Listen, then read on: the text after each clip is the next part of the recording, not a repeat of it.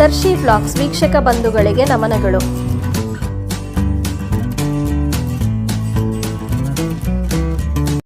ಎಲ್ಲವೂ ಹಣೆಬರಹ ಎಂದು ಕೂರುವುದು ಸರಿಯಲ್ಲ. ಹಣೆಬರಹವನ್ನು ಕೈಗೆ ತೆಗೆದುಕೊಂಡು ಅದನ್ನೇ ಬದಲಾಯಿಸಬೇಕು.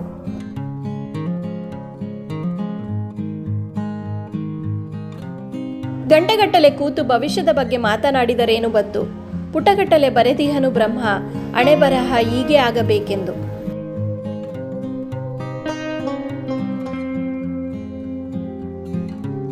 ಪದೇ ಪದೇ ಕಷ್ಟಗಳು ಬರುತ್ತಿವೆ ಅಂದರೆ ನಿನ್ನ ಹಣೆಬರಹ ಸರಿ ಇಲ್ಲ ಅಂತ ಅಲ್ಲ, ಮುಂದೆ ನಿನಗೋಸ್ಕರ ತುಂಬಾ ಒಳ್ಳೆಯ ದಿನಗಳು ಕಾಯುತ್ತಿವೆ ಎಂದರ್ಥ.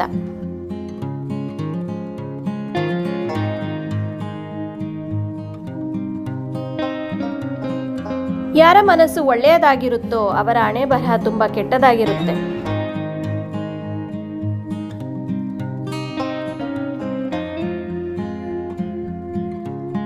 ನಾವು ಜೀವನದಲ್ಲಿ ಅಂದುಕೊಳ್ಳುವುದು ಆಗುವಂತಿದ್ದರೆ ಹಣೆಬರಹಕ್ಕೆ ಬೆಲೆ ಇರುತ್ತಿರಲಿಲ್ಲ.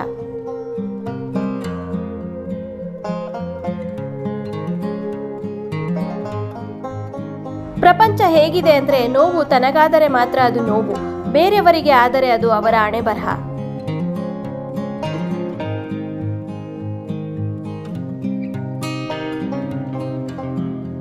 ನಮ್ಮ ಹಣೆಬರಹ ನಿರ್ಧರಿಸುವ ಜವಾಬ್ದಾರಿ ನಕ್ಷತ್ರಗಳ ಮೇಲಿಲ್ಲ, ನಮ್ಮ ಮೇಲಿದೆ.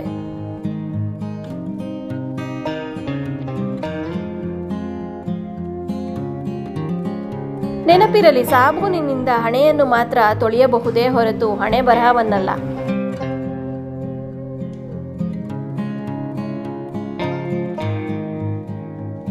ದೇವರು ನನ್ನ ಅದೃಷ್ಟದ ಹಣೆಬರಹವನ್ನು ನೀರಿನ ಮೇಲೆ ಬರೆದಿರಬಹುದು.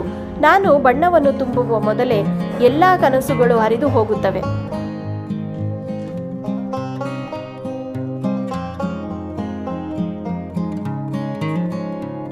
ಕೆಲವೊಂದು ಸಲ ನಮ್ಮ ಹಣೆಬರಹ ಹೇಗಿರುತ್ತೆ ಅಂದ್ರೆ, ನಾವು ಮಾಡದೇ ಇರುವ ತಪ್ಪಿಗೂ ಸಹ ಶಿಕ್ಷೆ ಅನುಭವಿಸಬೇಕಾಗುತ್ತದೆ.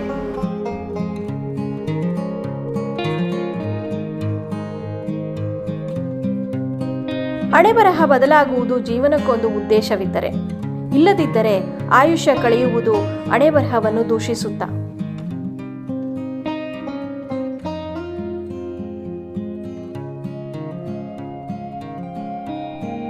ಕಾಣದ ಹಣೆಬರಹ ತಿಳಿಯುವ ವ್ಯರ್ಥ ಪ್ರಯತ್ನವೇತಕ್ಕೆ, ಕಾಣುವ ಹಣೆಬರಹಗಳಿಂದಲೇ ನಿರೂಪಿಸು ನಿನ್ನ ಸಾಮರ್ಥ್ಯದ ರೇಖೆ.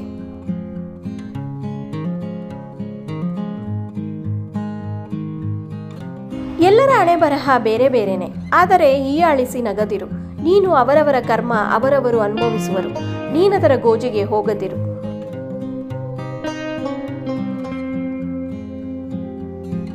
ನೀನು ಮನಸ್ಸು ಮಾಡಿದರೆ ನಿನ್ನ ಹಣೆಬರಹ ಇಷ್ಟೇ ಅಂದವರು ಸಹ ನಿನ್ನ ಮುಂದೆ ತಲೆ ತಗ್ಗಿಸುವ ತಾಕತ್ತು ನಿನ್ನಲ್ಲಿದೆ.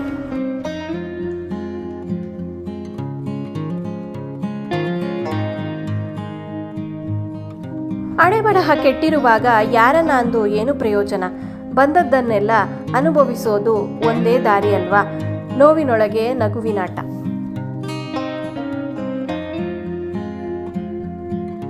ನಾಳೆ ಏನಾಗುತ್ತದೆ ಅನ್ನುವುದು ಆ ಬ್ರಹ್ಮ ಬರೆದ ಹಣೆಬರಹ ಬರೆದಂತೆ ಆಗುತ್ತದೆ.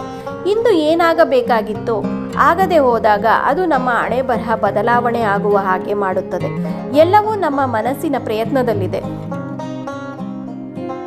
ಈ ನನ್ನ ಪ್ರಯತ್ನ ಇಷ್ಟವಾದಲ್ಲಿ ದಯವಿಟ್ಟು ಲೈಕ್, ಶೇರ್, ಕಮೆಂಟ್ ಮತ್ತು ಸಬ್ಸ್ಕ್ರೈಬ್ ಮಾಡಿ. ಧನ್ಯವಾದಗಳು.